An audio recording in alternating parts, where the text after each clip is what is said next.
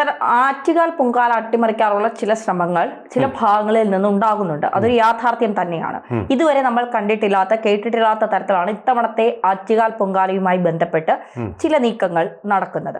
KGMO ഇപ്പൊ പറയുകയാണ്, ഞങ്ങൾ ബഹിഷ്കരിക്കുകയാണ്, പൊങ്കാലയിൽ വരുന്ന ആളുകൾക്ക് എന്തെങ്കിലും തരത്തിലുള്ള ചികിത്സ ആവശ്യമുണ്ടെങ്കിൽ ഞങ്ങൾ അത് നൽകില്ല, ഞങ്ങൾ ബഹിഷ്കരിക്കുകയാണെന്ന് പറയുകയാണ്. അപ്പോൾ നിങ്ങൾ ബഹിഷ്കരിക്കുന്നെങ്കിൽ ബഹിഷ്കരിച്ച കുഴപ്പമില്ല, എയിംസിലെ ഡോക്ടർമാർ വരെ പൊങ്കാലയ്ക്ക് സേവനം നൽകാൻ വരും എന്ന തരത്തിലൊരു പ്രചാരണം നടക്കുന്നുണ്ട്. അതിൽ എത്രത്തോളം വാസ്തവമുണ്ട്? വാസ്തവത്തിൽ ഈ ഗവൺമെന്റ് ശബരിമലയെ തകർക്കാൻ ശ്രമിച്ചു. ശബരിമലയെ തകർക്കാനുള്ള ആദ്യത്തെ നിഗൂഢ ശ്രമമായിരുന്നു പോലീസ് പ്രൊട്ടക്ഷനിൽ നനയ്ക്കുകയും കുളിക്കുകയും ചെയ്യാതെ വൃത്തിയും വീറുമില്ലാതെ കയറി വന്ന ആൾക്കാർക്ക്, വിശ്വാസവും ഇല്ലാതെ കയറി വന്ന ആൾക്കാർക്ക് പോലീസിൻ്റെ യൂണിഫോം ഇട്ടുകൊടുത്ത് കുറേ മല്ലന്മാരായിട്ടുള്ള പോലീസുകാർ ശബരിമലയിലേക്ക് അവരുടെ നിഴലിൽ ഇങ്ങനെ കൊണ്ടുപോയി രഹസ്യമായിട്ട് കൊണ്ടുവന്ന് അവിടെ കയറ്റി ആ വിശ്വാസം തകർക്കുക. സ്ത്രീകൾ കയറിയാൽ ഒന്നും സംഭവിക്കുകയില്ല, ഇവിടെ നിന്നും ഒരു തലത്തിലുള്ള സ്ഫോടനവും ഉണ്ടാവില്ല, നിങ്ങൾ കണ്ടോ എന്ന് കാണിക്കാൻ വേണ്ടി വലിയ അത്യാവേശത്തിൽ അവിടെ കയറ്റാൻ ചെന്നു. എന്ത് സംഭവിച്ചു? തമിഴ്നാട്ടിൽ നിന്നും ആന്ധ്രാപ്രദേശിൽ നിന്നും മഹാരാഷ്ട്രയിലുമുള്ള ഭക്തന്മാരെല്ലാം സ്വാമിയേ ശരണമയ്യപ്പ എന്ന് വിളിച്ചുകൊണ്ട് താഴോട്ടൊരൊഴുക്കൊഴുകി ശിവൻ്റെ തിരുമുടിയിൽ നിന്ന് മഹാഗംഗാ പ്രവാഹം ഉണ്ടാകുന്ന ഒരു പ്രവാഹമായിരുന്നു. അതിൻ്റെ കരുത്തിൽ നിൽക്കാൻ പറ്റിയില്ല, അവിടെ പിടിച്ചു നിൽക്കാൻ പറ്റാതെ തിരിഞ്ഞോടി. അതാണ് ഭക്തി എന്ന് പറയുന്നത്. അതുപോലെ എന്നാൽ പിന്നെ കുതന്ത്രത്തിൽ കൂടെ തന്ത്രിയെ അറസ്റ്റ് ചെയ്തു, മന്ത്രിക്ക് പകരം തന്ത്രിയെ അറസ്റ്റ് ചെയ്തുകൊണ്ട് ഈ വിശ്വാസ ലംഘനം, വിശ്വാസത്തെ ഇല്ലാതാക്കാം. തന്ത്രി കള്ളനാണെന്ന് പറഞ്ഞാൽ പിന്നെ അവിടുത്തെ മണികണ്ഠൻ്റെ അച്ഛനും കൂടി കള്ളനാണെന്ന് അറിയുന്നതോടുകൂടി വിശ്വാസം തകർന്നു പോകും, അയാൾക്ക് കോടിക്കണക്കിന് ആസ്തിയുണ്ട് എന്നൊക്കെ പറഞ്ഞുകൊണ്ടുള്ള ശ്രമങ്ങൾ നടത്തി. അതുപോലെ തന്നെ അവിടെ ഇരിക്കുന്ന വിഗ്രഹം യഥാർത്ഥ വിഗ്രഹമല്ല. അതുപോലെ തന്നെ സ്വർണ്ണപ്പാളികളെല്ലാം കൊണ്ടുപോയത് കൂടി അതിൻ്റെ പരിശുദ്ധിയെല്ലാം തീർന്നു കഴിഞ്ഞു. അവിടെ മുഴുവൻ അവിശുദ്ധമായി തീർന്നു. സ്ത്രീകൾ കയറുമ്പോൾ എങ്ങനെ അവിടുത്തെ പ്രാണപ്രതിഷ്ഠയുടെ ശക്തിയും ചൈതന്യവും ഇല്ലാതാവുന്നോ അതുപോലെ തന്നെ അതിൻ്റെ ചൈതന്യം ഇല്ലാതാക്കാൻ വേണ്ടിയിട്ടുള്ള ഹീനമായ ശ്രമമാണ് നടത്തിയത്. ആ ഹീനമായ ശ്രമത്തിൻ്റെ അലയൊലികൾ ഇപ്പോഴും നടന്നുകൊണ്ടിരിക്കുന്നേ ഉള്ളൂ. അതവിടെ നിൽക്കട്ടെ, അതെന്തായി തീരുമെന്ന് നമുക്ക് കാണാം. അയ്യപ്പൻ ഒരു തീരുമാനമെടുക്കും, നമുക്കത് കാണാം. ഇപ്പോൾ പിണറായി വിജയൻ്റെ തന്നെ ആ ഭരണത്തിൻ്റെ അവസാനത്തിലാണ് അത് എത്തുക എന്നുള്ളത് നമുക്ക് കാണാൻ കഴിയും. ഉടനെ തന്നെ നമുക്കത് കാണാൻ കഴിയും. ഈ തന്ത്രിയുടെ പേര് പറഞ്ഞിപ്പം VD സതീശനൊക്കെ വോട്ട് പിടിക്കാനുള്ള ശ്രമം നടത്തുന്നുണ്ട്. അതിൻ്റെ കാര്യമല്ല നമ്മളീ പറയുന്നത്, അത് വർഗീയതയാണ്. അതാണ് ശരിയായിട്ടുള്ള വർഗീയത അദ്ദേഹം നടത്തുകയാണ്, ഹിന്ദു വോട്ട് പിടിക്കാനുള്ള. അതിനാണ് നമ്മൾ വർഗീയത എന്ന് പറയുന്നത്. VD സതീശൻ എന്താ പറയുന്നത്? വോട്ട് വാങ്ങുന്നുണ്ടെങ്കിൽ കൈയിരിക്കട്ടെ, വർഗീയത പറഞ്ഞാൽ ഞാൻ എതിർക്കും, ആര് പറഞ്ഞാലും എതിർക്കും. ഇപ്പോൾ സ്വയമാണ് വർഗീയത പറയുന്നത്, നിങ്ങളെ തന്നെ എതിർക്കേണ്ടി വരും. അതവിടെ നിൽക്കട്ടെ. നമുക്ക് സ്ത്രീകളുടെ ശബരിമലയിലേക്ക് വരാം. ഒരു കാലത്തും ഇല്ലാത്ത പോലെ KGMOയെ പ്രഖ്യാപിച്ചിരിക്കുക, ഞങ്ങൾ അവിടെ പോയിട്ട് പണി ചെയ്യതില്ല, ഞങ്ങൾ സർവീസ് കൊടുക്കത്തില്ല. നല്ല ഉഗ്രം ചൂടാണ്, UV റേസും കൂടെ ഉള്ള ചൂടാണ് ഈ പ്രാവശ്യം. അതിന് പലർക്കും രോഗങ്ങൾ വരാം. ആ രോഗങ്ങളെയൊന്നും പേടിച്ച് മരിച്ചാലും ഞങ്ങൾ സ്ത്രീകളുടെ ശബരിമലയിൽ പോയി പൊങ്കാലി ഇടുമെന്നൊരു വിശ്വാസ ദൃഢവ്രതത്തോടു കൂടിയാണ് പല സ്ഥലത്തു നിന്നും കഷ്ടപ്പെട്ട് ബസ്സിലും ഒക്കെ വിറകുമായിട്ട് ഈ സ്ത്രീകൾ വരുന്നത്. മനസ്സിലായില്ലേ? അവർക്ക് എന്ത് ബുദ്ധിമുട്ട് വന്നാലും മരിച്ചാലും ശരി ഞങ്ങളിത് അർപ്പിക്കുമെന്നുള്ള ഒരു അർപ്പണ ബുദ്ധിയോടുകൂടി, സമർപ്പണ ബുദ്ധിയോടു കൂടിയിട്ടാണ് അവർ വരുന്നത്. ഒരു സംശയമില്ലാത്ത കാര്യമാണ്, അവർ വരും, വന്നിരിക്കുക തന്നെ ചെയ്യും. ഒരു പിണറായി വിജയൻ്റെയും വിശ്വാസങ്ങളെ, ഒരു പിണറായി വിജയൻ്റെയും കമ്മ്യൂണിസ്റ്റ് വിശ്വാസങ്ങൾക്ക് തകർക്കാനാകാത്ത ഒരു മതിലാണ് അവർ, അവിടെ വിശ്വാസത്തിൻ്റെ മതിലാണ്, അവിടെ യജ്ഞശാലയാണ് അവിടെ തീർക്കാൻ പോകുന്നത്. അവിടെ ഇപ്പം ഡോക്ടർമാർ വരുമെന്ന്, ഡോക്ടർമാരെ കാണാനല്ല അവർ വരുന്നത്, ആറ്റുകാല അമ്മയ്ക്ക് പൊങ്കാല അർപ്പിക്കാനാണ് വരുന്നത്. അവർ പൊങ്കാല അർപ്പിക്കും. ഇനിയും ഈ KGMOയെ വെച്ചൊരു കളി ഗവൺമെൻറ് ആസൂത്രണം ചെയ്തിരിക്കുക ഇവിടെ. മനസ്സിലായില്ലേ? രണ്ടുപേരും കൂടെ ഒത്തു കളിക്കുക. ഞങ്ങൾ വരില്ല, വേണ്ട, നിങ്ങൾ വരണ്ടാന്നേ. നോക്കൂ, നരേന്ദ്രമോദിയാണ് ഇന്ത്യ ഭരിക്കുന്നത്. നരേന്ദ്രമോദി ഒരു വിമാനം നിറയെ ഡോക്ടർമാരെ, അത് എവിടുന്ന്? ആൾ ഇന്ത്യ ഇൻസ്റ്റിറ്റ്യൂട്ട് ഓഫ് മെഡിക്കൽ സയൻസസിൽ നിന്ന് ഇവിടെ എത്തിക്കും. ഒരു സംശയവുമില്ല. ഒരുപക്ഷെ അദ്ദേഹവും വരും. നോക്കൂ, തിരുപ്പതി കുണ്ട്രത്തെ വിശ്വാസം നശിപ്പിക്കാൻ വേണ്ടി അവിടെ സനാതനധർമ്മം നശിപ്പിക്കുമെന്ന് പറഞ്ഞിട്ടുള്ള ഉദയനിധി ഭരിക്കുന്ന സംസ്ഥാനത്തെ ഗവൺമെൻറ് ശ്രമിച്ചപ്പോൾ ഇപ്പം എന്താ? നോക്കൂ, നരേന്ദ്രമോദി നേരിട്ടെത്തുന്നു തിരുപ്പരക്കുണ്ട്രത്തേക്ക്. ദർശനം നടത്താൻ അദ്ദേഹം എത്തുന്നു. നിങ്ങളുടെ വിശ്വാസം രക്ഷിക്കാൻ ഞാനുണ്ട് എന്ന് പറഞ്ഞുകൊണ്ട് അവർക്ക് വിശ്വാസം നൽകാൻ. ഇതോടുകൂടി DMKയുടെ മുഴുവൻ അവിടെ പോകും.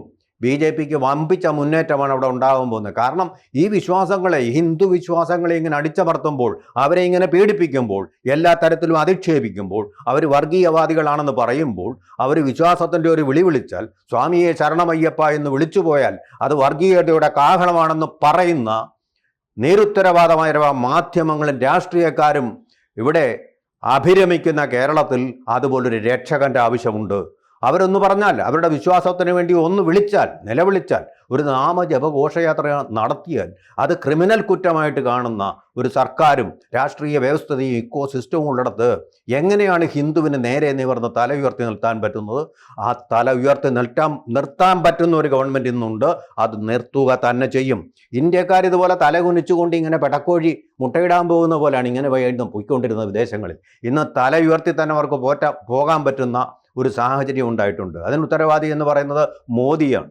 ആ മോദി തന്നെ ഈ ഹിന്ദു വിശ്വാസം എന്ന് പറയുന്നത് നിങ്ങൾ ഒരു തരം അപകർഷബോധത്തോടെ നടത്തേണ്ട ഒരു കാര്യമല്ല എന്നുള്ളത് തെളിയിച്ചു കൊടുക്കും. തിരുപ്പറക്കുണ്ടത്ത് അദ്ദേഹം സോമനാഥ ക്ഷേത്രത്തിൽ അത് നടത്തിക്കഴിഞ്ഞു, കാമാഖ്യ ക്ഷേത്രത്തിൽ അത് നടത്തിക്കഴിഞ്ഞു, വാരണാസിയിൽ കാശി വിശ്വനാഥ ക്ഷേത്രത്തിൽ അത് നടത്തി. ആ മണ്ഡലത്തിൽ മത്സരിക്കുക വഴി വേണ്ടി വന്നാൽ തിരുവനന്തപുരത്ത് വന്ന് മത്സരിക്കുക അടുത്തവണ നരേന്ദ്രമോദി. അതിന് മടിക്കുന്ന ആളും പേടിച്ചോടുന്ന ആളുമല്ല അദ്ദേഹം എന്നുള്ളത് മനസ്സിലാക്കുക. എന്തായാലും തിരുവനന്തപുരത്തെ ഇങ്ങ് എടുത്തിരിക്കുകയാണ് കേന്ദ്രത്തിലെ മോദിയും. കണ്ടോ ഇപ്പോൾ ഇവിടെ പദ്ധതി, ഇപ്പോൾ കൊച്ചി കോർപ്പറേഷനിലും അതുപോലെ തിരുവനന്തപുരം കോർപ്പറേഷനിലും ഒരേ ദിവസമാണല്ലോ ബജറ്റുകൾ തയ്യാറാക്കിയത്. കൊച്ചി കോർപ്പറേഷനിൽ എത്ര പേരാണ് മെട്രോയുടെ മുമ്പിൽ ആ ഗ്രാനൈറ്റ് വന്ന് കിടന്ന് ഉച്ചയ്ക്ക് ഉറങ്ങുന്നത്, അന്തി ഉറങ്ങുന്നത് എത്ര പേരാ? ഭിക്ഷ യാചിക്കുന്ന എത്ര പേരാ? അവർക്കുള്ള എന്തെങ്കിലും പദ്ധതി ഉണ്ടോ? നീണ്ട പദ്ധതിയിൽ അവിടെ അവിടെ പൗഡർ ഇടും, ഇവിടെ ഇത് പൂശും, ഇവിടെ എന്താ പറയുന്നത് നമ്മുടെ ലിപ്സ്റ്റിക്ക് അടിക്കും എന്നുള്ളതല്ലാതെ ആ കോസ്മെറ്റിക് ഡ്രസ്സിങ് അല്ലാതെ അടിസ്ഥാന പ്രശ്നങ്ങൾ വല്ലതും ഇതിനകത്ത് പരിഹരിക്കാൻ എന്തെങ്കിലും ഉണ്ടോ? ഒരു കുന്തവുമില്ല. അതേസമയം തിരുവനന്തപുരം നോക്കൂ, പാവപ്പെട്ടവൻ അന്തി ഉറങ്ങാൻ വീട് ഗവൺമെൻറ്റിൻ്റെ വകയായിട്ട് തന്നെ ചെയ്യുക.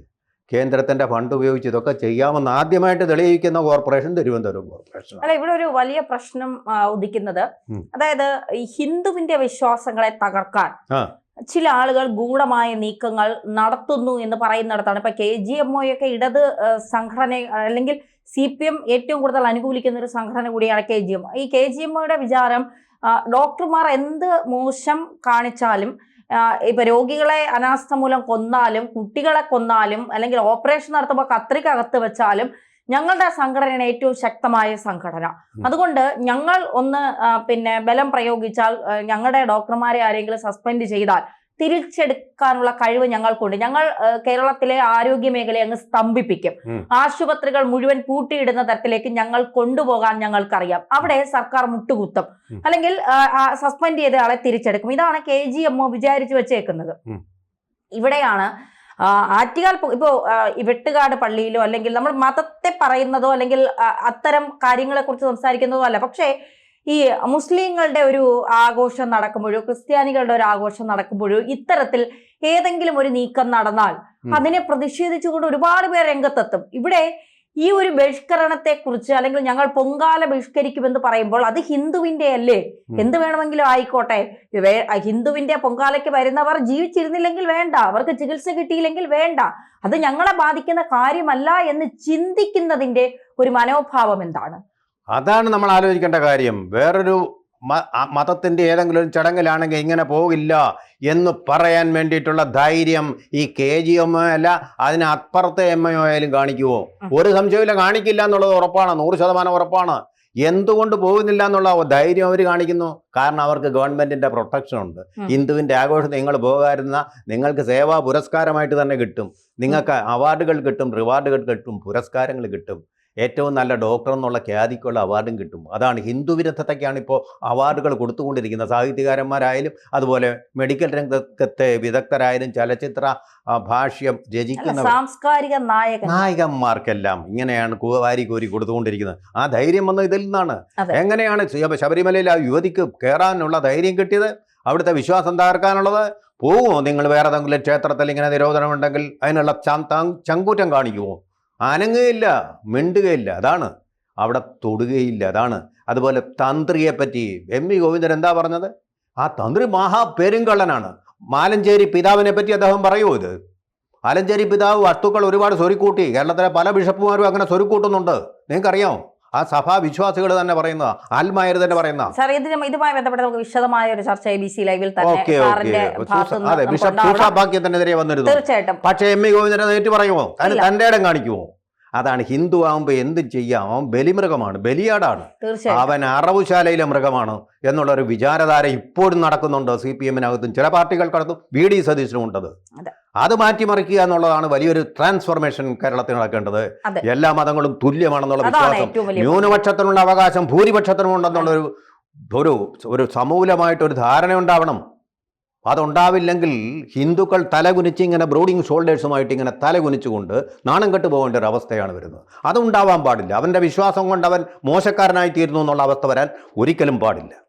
കൂടുതൽ വാർത്തകളും വിശേഷങ്ങളും നിങ്ങളിലേക്ക് എത്താൻ ABC മലയാളം സബ്സ്ക്രൈബ് ചെയ്യുക, ബെൽബട്ടനും അമർത്തുക.